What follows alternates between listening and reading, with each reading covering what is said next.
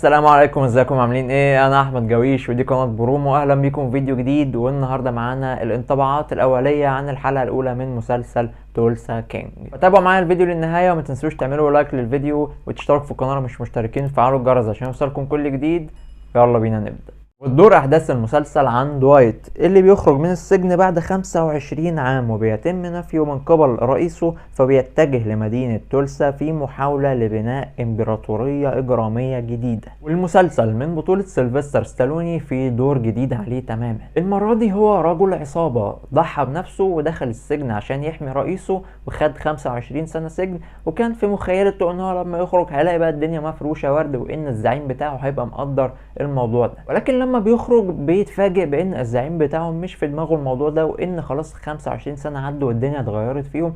كل اللي الزعيم هيعمله معاه ان هو هيبعته لمدينة جديدة اسمها تولسا، اي عشان يعني يحاول فيها يبني الامبراطورية بتاعته ويحاول يشق طريقه مرة تانية. مدينة تولسا المدينة الهادئة واللي مفيش اي حاجة واضحة من شغل العصابات فيها لغاية دلوقتي. واضح ان هي مدينة الجريمة فيها قليلة، وبيروح بطلنا للمدينة وبيبدأ شغل فيها على طول من ساعة ما بيحط رجله فيها. شخصيتنا الرئيسية هنا مكتوبة بشكل رائع جدا. احنا كنا مفتقدين في الفترة الأخيرة النوع ده من الشخصيات، الشخصية اللي هو الأولد سكول جانجستر، شخص قوي وطموح وصعب التغلب عليه، يسع الحيلة ودايما هيلاقي طريقة ان هو يرجع تاني وينهض مرة اخرى بعد سقوطه. كل ده بأداء تمثيلي رائع من سيلفستر ستالوني، الشخص اللي عنده كاريزما رهيبة والدور ده ملائم عليه جدا. قادر كده يوصل لك احساس ان هو صاحبك، ولكن في نفس الوقت ان انت لازم تخاف منه عشان الشخص ده خطير جدا. أداء تمثيلي رائع سواء في الدور اللي هو قايم بيه او على مستوى الحوار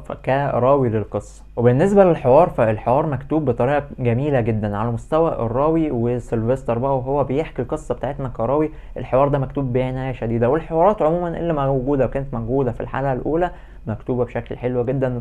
والمسلسل على المستوى القصصي واضح ان هو مسلسل قوي جدا. حلقة أولى مبشرة جدا بمسلسل قوي، ويعني حلقة سابت انطباع جيد عندي. ليتني هبقى مستني المسلسل ده بفارغ الصبر وهتفرج على حلقاته أول بأول، لأن أنا متشوق أعرف القصة دي رايحة بينا على فين.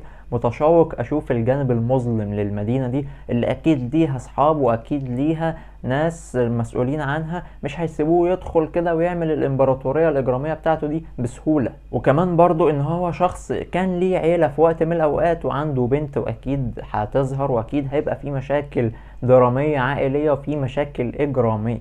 فمنتظرين بقى حلقات المسلسل، وأتمنى ان هو يكمل على نفس الروعة اللي كانت فيها الحلقة الأولى. وبس كده اعزائي المشاهدين، كنت خلص فيديو النهارده. سيبوا لي رايكم عن الحلقه الاولى، وهل انتم مبسوطين من المسلسل ولا لا. ما تنسوش تعملوا لايك للفيديو وتشتركوا في القناه لو لسه مشتركتوش، وتفعلوا الجرس عشان يوصلكم كل جديد.